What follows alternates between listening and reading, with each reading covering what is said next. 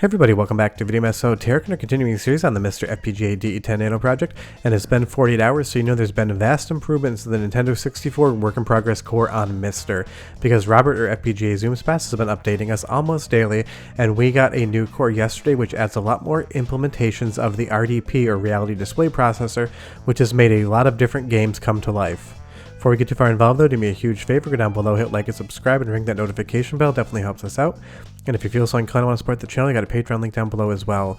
But Ocarina of Time has improved, and last time I mentioned to you there is saving involved, but some people seem to get confused by this.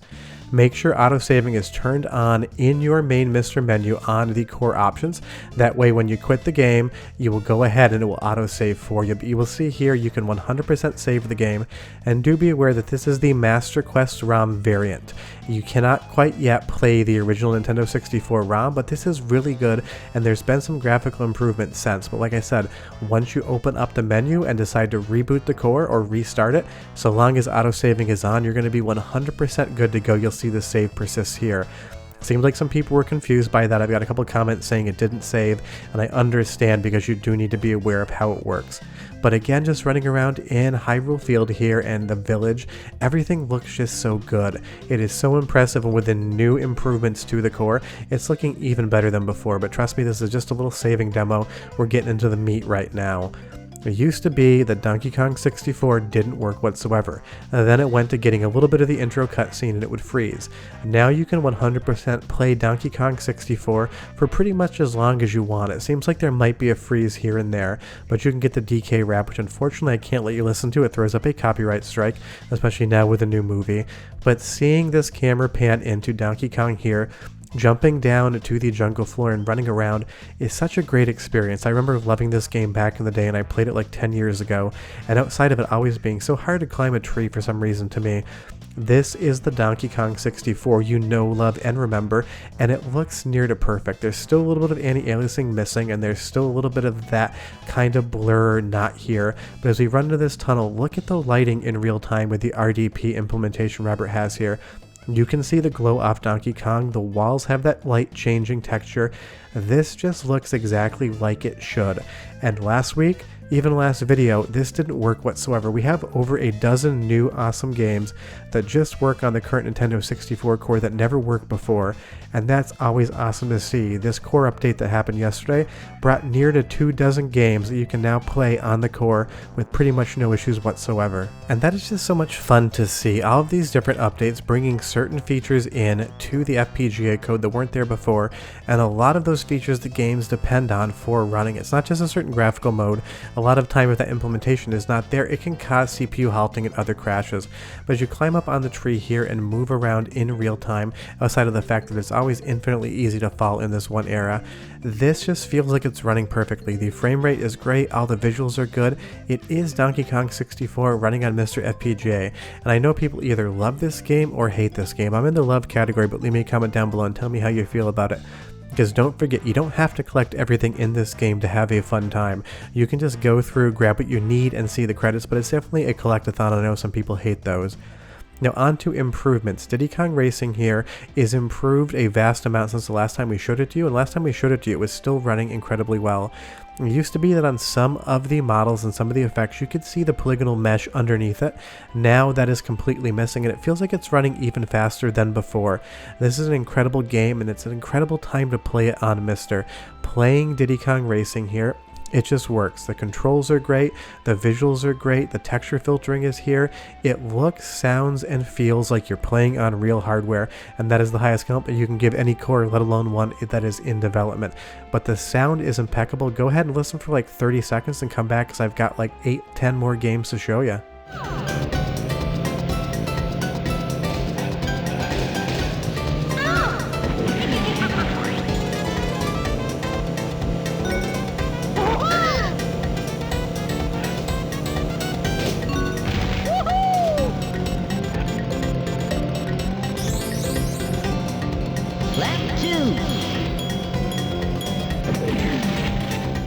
If there's absolutely anything wrong with the audio, I cannot tell whatsoever, but if you hear anything, do leave me a comment down below, because as always, I am not an audiophile. I play a lot of games, and it's not insanely easy for me to detect small variances in audio on every single game I play. But you can 100% finish a race in Diddy Kong Racing, and it is just so good. The performance is up so well compared to the last time we featured this, and all those little graphical glitches are gone as well. Of course, you can clip through a door, but you can do that in the original game, and just sitting here spinning donuts as Diddy Kong on MiSTer is just such an absolute blast. But a game that everyone keeps asking about, and last time we showed you was not performing this well whatsoever, is Mortal Kombat Trilogy. It seems like there's a lot of love out there for Mortal Kombat, and I do understand that even though I am much bigger of a Neo Geo fan with the King of Fighters and Fatal Fury. But tell me down below what your favorite fighting game franchise is. I remember playing this back in the day on Nintendo 64 at a friend's house, and while I had a good time, it just wasn't a game that I picked up. But I will say right here, everything is just looking good. Last time we took a look at this game, there were some slight graphical glitches in the sprites, and sometimes the floor texture would kind of clip in and out of existence. I did see that in the background on this one stage here, those little black boxes that you're seeing, but otherwise everything seemed to be pretty accurate. And their performance and input is what you would expect. If you know the moves, they shouldn't be that hard to pull off unless you're using an original Nintendo 64 controller, because the D-pad on those was never easy whatsoever. But this is a game that's like 95% playable. You can see all the rounds, you can beat the games, you can see the credits. You're just going to get a little graphical glitch. But as we move on to the next stage here, you get white blocks. So it's something to do with the background just not drawing perfectly, but it is a game that has been improved and one that you guys have been asking me to revisit. And I totally get that. It's one of the most famous fighting game franchises of all time. And the big thing with something like MiSTer is the lag or lack thereof. This is a fast input game, and you only have so many frames of a window to actually get the inputs in, or else you will not be able to pull off the move you want.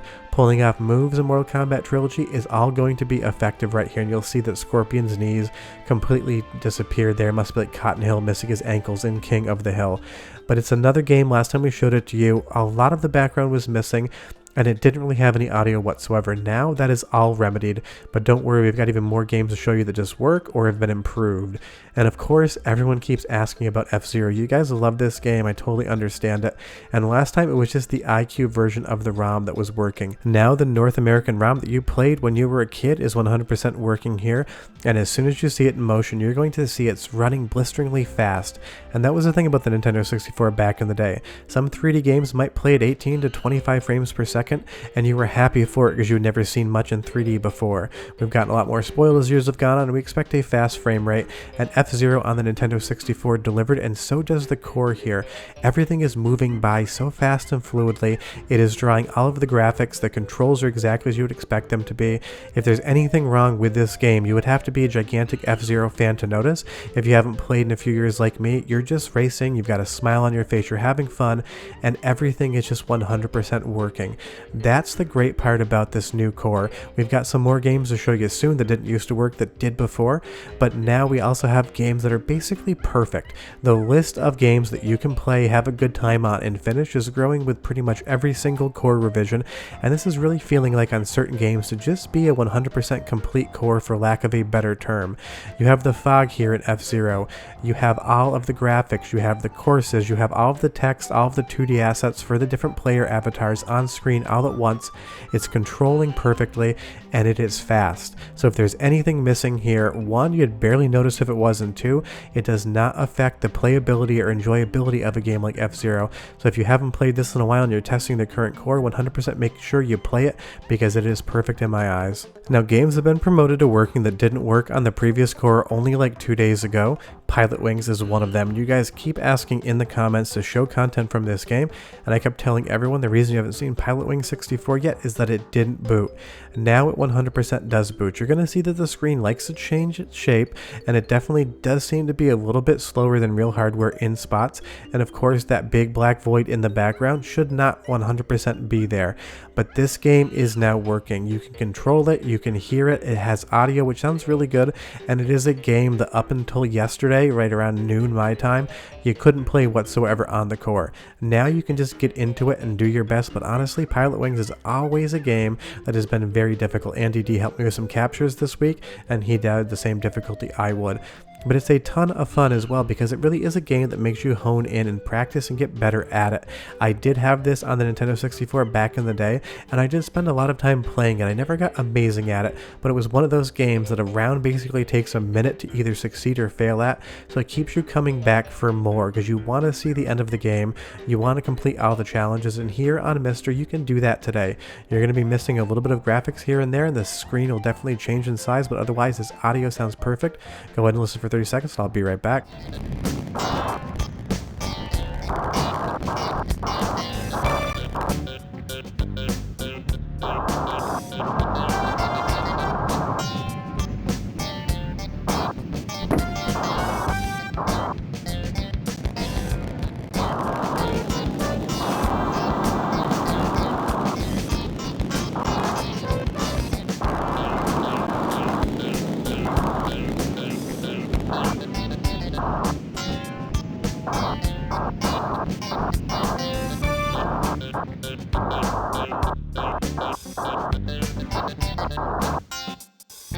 So outside of that slight buzzing at the beginning of the example, once that goes away, it just does sound really good. When sometimes I say things sound perfect, it's slight excitement, and I do forget that there's a little bit of hum there every once in a while, but honestly it is not that bad, especially for a game that was not running whatsoever a mere 48 hours ago. That's the thing. There's over like 18 games that never used to work that now do on the current core, and we've had them all for about like 30 hours at the point in time that I'm doing this voiceover, so you have to realize things move fast. Speaking of games that never used to work and never used to exist on the Nintendo 64, a remake of Portal. Somebody is remaking the entirety of Portal in the Nintendo 64, and it didn't used to work on the core. It's one of those games. It is such an incredible technological showcase to get something like Portal running on the Nintendo 64. Everyone kept trying this with every new core release, and it didn't work. I'm happy to say Portal now runs on the Nintendo 64, and you can experience it today. And if you have not checked out this fan remake of Portal on real hardware or on software emulation, definitely check it out. It isn't complete, but this is just absolutely wild to see something like Portal remade on the Nintendo 64, because this looks like Aperture Labs. It looks like the Portal you remember, just if they had released it in the mid-90s on a Nintendo console, versus like, it is old now, almost a decade on PC, and it is wild to think how old Portal is, but I love it all the same. Seeing this run on the current core is incredible, and that's the thing about fan-made games. You want all of the retail library to work perfectly fine, but if a fan game didn't work perfect on original hardware, you really couldn't blame the core unless it worked perfect on original hardware with a flash drive. But seeing this run, seeing Portals on the Nintendo 64 hardware, is just so wild. And I will honestly say I love the graphical style of Portal on the Nintendo 64. All of the walls, all of the Nintendo 64 polygons, the perspective correctness to the textures, it does 100% work here, and it's just such a trip to see something like this on the Nintendo 64. That's why everyone kept testing this ROM to see if it worked, and we finally can say it does. And again, if you're testing this core or when it's out, you want to take a look at it, I can't recommend it enough. This is a labor of love from the modder, and it is just so much fun to see Portal on a Nintendo console like this. It's one of those things, if this had come out back in the day, I 100% would have bought it. Speaking of things I would have bought back in the day that didn't used to work and now do, the Die Hard prototype. It's such a bummer we didn't get an actual Die Hard game for the Nintendo 64 because it's one of the best Christmas movies of all times, and if you don't agree with that, leave me a comment down below and I will tell you why you're wrong. But it didn't used to work on the current core. Now it does, and it's so much fun to see an in-development game here. Now, this had promise. Die Hard on Nintendo 64 could have been a great time, because obviously we had Die Hard Arcade on the Sega Saturn, and the PlayStation 1 games were fun as well, at least for the light gun portions of them. But seeing this, it's basically like if GoldenEye existed in the Die Hard franchise and not the James Bond franchise. I'm not saying this is as good as GoldenEye ever could have been, but it has a very similar vibe to it. The most hilarious thing though is the voice actor that plays John McClane sounds nothing like Bruce Willis, and it is such a strange thing to hear. I will let you listen in just a moment. But from the reticle to the aiming to the camera motion, this has big GoldenEye vibes, and it's so unfortunate we didn't actually get to see this game finish, because while I don't think it would have been one of the best Nintendo 64 games of all time, I think it would have been a really good B-tier effort and a really fun first-person shooter on a console that could have used a few more. But again, music hilarious, voice acting even worse. Go ahead and listen for 30 seconds, and I'll be right back.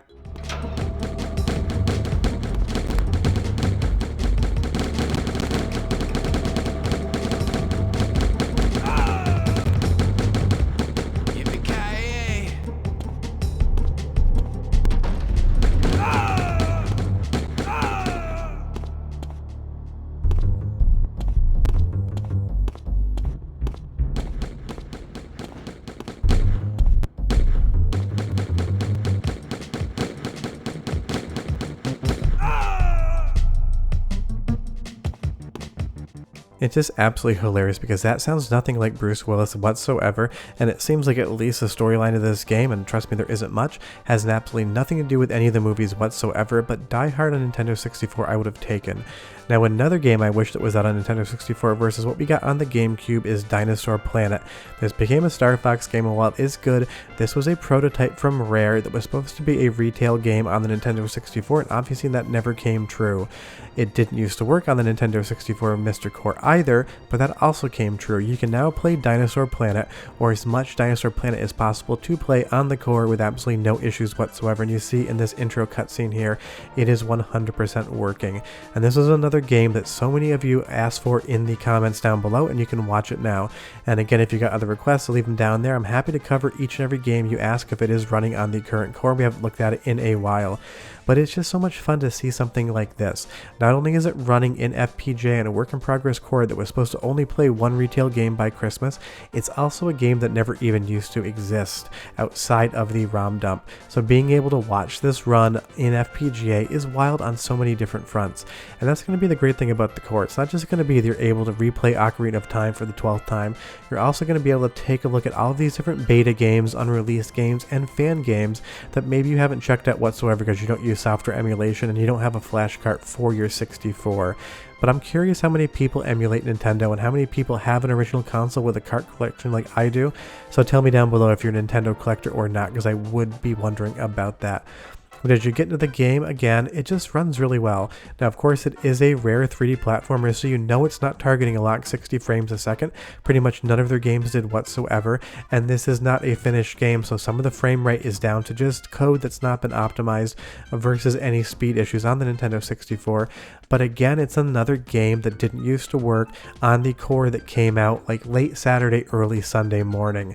It is only Wednesday right now, and we already have this in the game. It is so wild to think about that. And I just realized it's definitely Tuesday. I even got the day of the week wrong. That's how fast these things move.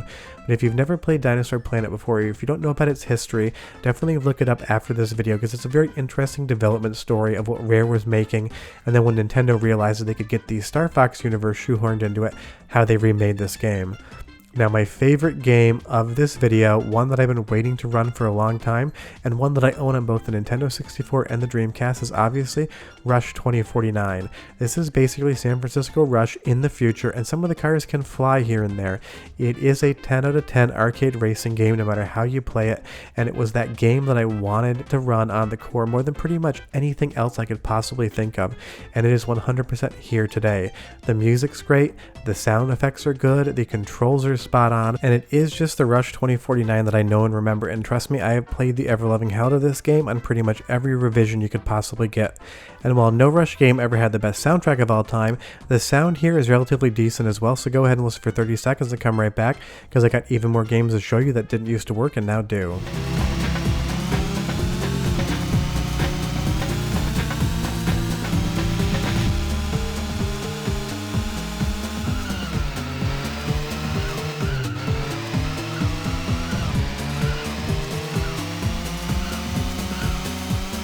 Laps to go.